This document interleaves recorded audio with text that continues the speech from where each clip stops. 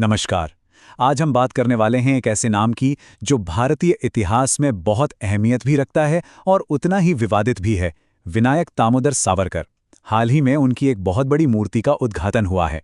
तो चलिए समझते हैं कि इस एक घटना के पीछे क्या-क्या मायने छिपे हैं। तो सीधे मुद्दे पर आते हैं। देखिए, ये सिर्फ एक मूर्ति नहीं है, ये उससे कहीं ज्यादा है। ये एक कोशिश है इतिहास की एक खास कहानी को, एक खास नजरिए को पत्थर में हमेशा के लिए कैद कर देने की। तो सबसे पहले बात करते हैं इस इवेंट की। ये हुआ अंडमान और निकोबार आइलैंड्स में। और यहाँ जो मेहमान पहुंचे वो कोई छोटे मोटे नाम नहीं थे, बल्कि बहुत बड़े और हाई प्रोफाइल लोग थे।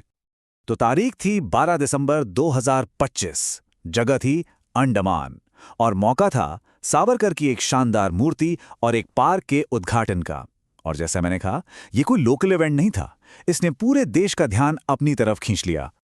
और यहाँ जो लोग मौजूद थे, उससे इस इवेंट की अहमियत का अंदाजा लगता है। केंद्रीय गृह मंत्री अमित शाह और आरएसएस प्रमुख मोहन भागवत। जब इतने बड़े राष्ट्रीय नेता कहीं पहुंचते हैं तो ये साफ हो जाता है कि इस मौके के राजनीतिक मायने भी बहुत गहरे हैं। ये पूरा कार्यक्रम हुआ साउथ अंडमान के बेओदनाबाद में।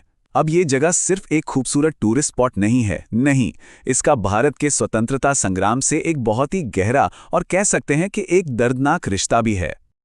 तो सवाल यही उठता है कि आखिर अंडमान ही क्यों? इस मूर्ति के लिए इसी जगह को क्यों चुना गया? इसका जवाब हमें इतिहास के पन्नों में मिलता है। ये टाइमलाइन देखिए, ये सावरकर की जिंदगी को इस जगह से सीधे सीधे जोड़ती है। बात है 1911 की, जब उन्हें क्रांतिकारी गतिविधियों के लिए पकड़ा गया और पोर्ट ब्लेयर की सेलुलर जेल भेज दिया गया। और ये उनकी जिंदगी का वो मोड़ था जिसने उनकी सोच को, उनकी विचारधारा को हमेशा के लिए बदल कर रख दिया। सेल्यूलर जेल, जिसे हम काला पानी के नाम से जानते हैं, वो ब्रिटिश राज के जुल्म का एक प्रतीक थी। सोचिए, वहां स्वतंत्रता सेनानियों पर कैसे कैसे अत्याचार होते होंगे। और इन्हीं मुश्किल हालात में सावरकर ने ब्रिटिश सरकार को कई मर्सी पेटिशंस यानी दया याचिकाएं भेजीं। अब यहीं से विवाद शुरू होता है जो आज तक चल रहा है। उनके समर्थक कहते हैं कि ये जेल से बाहर निकलने और संघर्ष जारी रखने की एक स्ट्रैटेजी थी, एक रणनीति। वहीं उनके आलोचक इसे एक तरह का माफीनामा मानते हैं। तो ठीक है, अंडमान में मूर्ति बनी, बड़े लोग आए, लेकिन इस कार्यक्रम का ऑफिशियल कारण क्या बताया गया? ये सिर्फ एक श्रद्धांजलि सभा तो नहीं थी। नहीं, इसके पीछे एक बहुत खास वजह थी। जरा इस नंबर पे गौर कीजिए, 115। 115, ये छोटा सा नंबर इस पूरी कहानी के बिल्कुल सेंटर में है। ये इवेंट दरअसल सावरकर की एक बहुत ही मशहूर कविता सागर प्राण तड़मड़ाला की 115वीं सालगिरह के मौके पर रखा गया था। ये कविता उन्होंने 1909 में लंदन में लिखी थी और इसमें अपनी मातृभूमि वापस आने की तड़प, आज़ादी की एक ज़बरदस्त इच्छा झलकती है। चलिए अब बात करते हैं उस मैसेज की जो इस इवेंट के जरिए दिया गया। यहाँ जो स्पीच दी गई उनमें देश के लिए एक खास विजन को साफ तौर पर सामने रखा गया।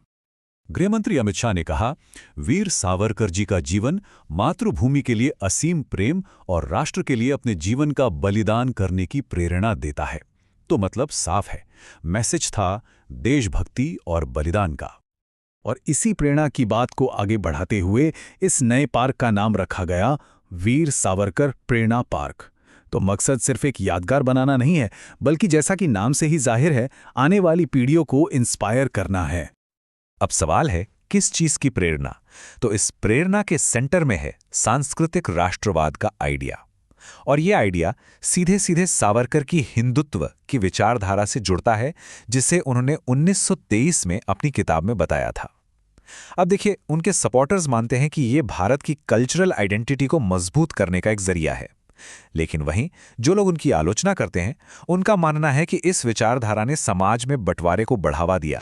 तो आखिर में थोड़ा रुककर सोचते हैं कि इस तरह के इवेंट्स का असल मतलब क्या है।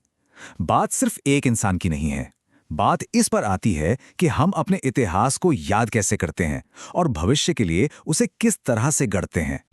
अधिकारियों के मुताबिक इस कोशिश का मकसद सावरकर को वो सम्मान देना है जो उन्हें उनके योगदान के लिए कभी नहीं मिला। इसे एक तरह से हिस्ट्री करेक्शन के तौर पर देखा जा रहा है। लेकिन कई इतिहासकार इस बात से सहमत नहीं हैं और वो आज़ादी की लड़ाई में उनके रोल पर सवाल उठाते हैं। और यही वजह है कि उनकी विरासत इतनी कॉम्प्लेक्स है। एक तरफ वो एक क्रांतिकारी स्वतंत्रता सेनानी हैं, तो दूसरी तरफ दया याचिकाओं और गांधी जी की हत्या के केस में नाम आने जैसे विवाद। हालांकि ये भी सच है कि कोर्ट ने उन्हें सबूतों की कमी की वजह से बरी कर दिया था, पर यह बहस आज भी जिंदा है। देखिए, जब हम इतिहास को पत्थरों में गढ़ देते हैं तो हम सिर्फ अतीत को याद नहीं कर रहे होते, हम आने वाले कल के लिए एक नैरेटिव, एक कहानी भी बना रहे होते हैं। तो सवाल यही है, सावरकर की ये मूर्ति भविष्य के लिए भारत के इतिहास की कहानी को किस दिशा में ले जाएगी? क्या यह हमें जोड़ेगी या हमारे बीच की दूरियों को और बढ़ाएगी? इस पर सोचना बहुत जरूरी है।